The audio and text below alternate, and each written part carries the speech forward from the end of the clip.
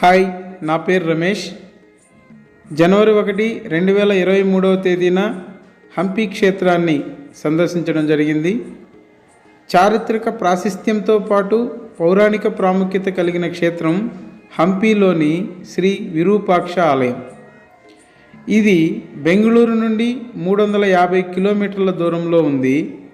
ఈ పురాణ ప్రఖ్యాత శ్రీ విరూపాక్ష ఆలయం ఆధ్యాత్మికతతో పాటు భారతీయ శిల్పకళా వైభవానికి నిలువెత్తు నిదర్శనం.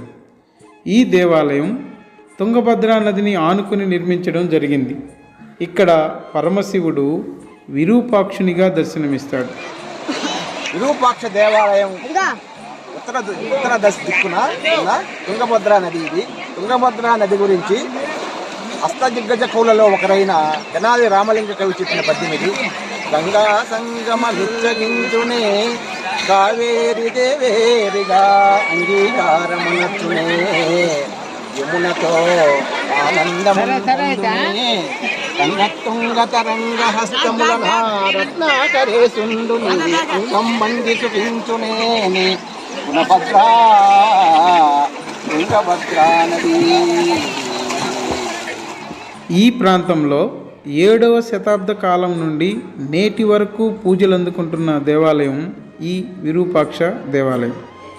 ఈ దేవాలయ ప్రధాన రాజగోపురం 9 అంతస్తులతో 50 అడుగుల ఎత్తును కలిగి ఉంటుంది. ప్రతి అంతస్తు నిండా దేవీ దేవతలు, పురాణ పురుషులు, ఋషులు విగ్రహాలు అందంగా దర్శనమిస్తాయి. అష్టకోణాకృతిలో నిర్మించిన రాజగోపురం అందరినీ ఆకట్టుకుంటుంది.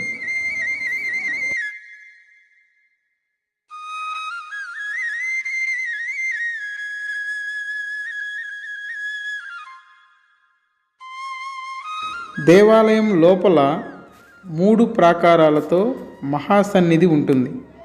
2వ ప్రాకారంలోని గోడకు ఉన్న ఒక రంధ్రం ద్వారా వెలుతురు వెనకాల ఉన్న మండపంలోని గోడపై పడుతుంది. ఆ వెలుతురు పడిన చోట రాజగోపురం నీడ తలకిందులుగా ఉండడం అందరినీ ఆశ్చర్యపరుస్తుంది. రాజగోపురం నుండి 300 అడుగుల దూరంలో ఉన్న మండపం మీద నీడ తలకిందులుగా ఎలా పడుతుందనేది ఒక అద్భుతం. ఆనాటి కాలంలోనే కాంతి నియమాలకు అనుగుణంగా ఈ దేవాలయాన్ని నిర్మించడం భారతీయుల మేధాశక్తికి నిదర్శనం.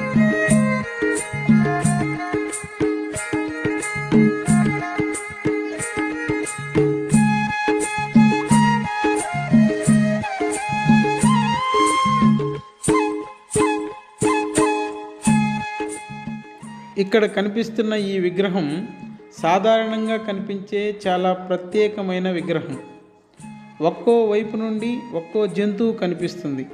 మనము ఈ విగ్రహాన్ని పరీక్షగా చూస్తే సింహం, ఏనుగు, కుందేలు, మొసలి, గుర్రం, పులి ఆకారాలు ఇందులో కనిపిస్తాయి.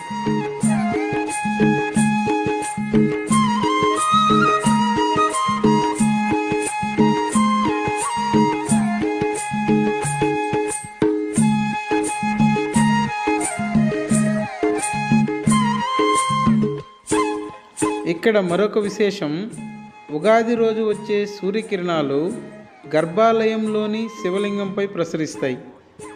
గర్భగుడి నీడ సాలె మండపంపై తలకిందులుగా పడటం మరొక అద్భుతం అని ఇక్కడి స్థానికులు తెలియజేశారు.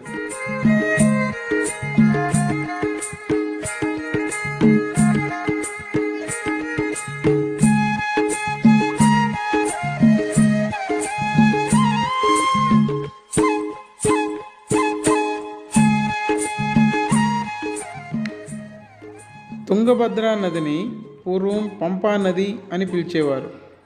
త్రేతాయుగ కాలంలో ఈ ప్రాంతం కిష్కింద అని, శ్రీరాముడు హనుమంతుడు సుగ్రీవులను ఈ ప్రాంతంలోనే కలుసుకున్నారని పురాణాల ద్వారా తెలుస్తుంది.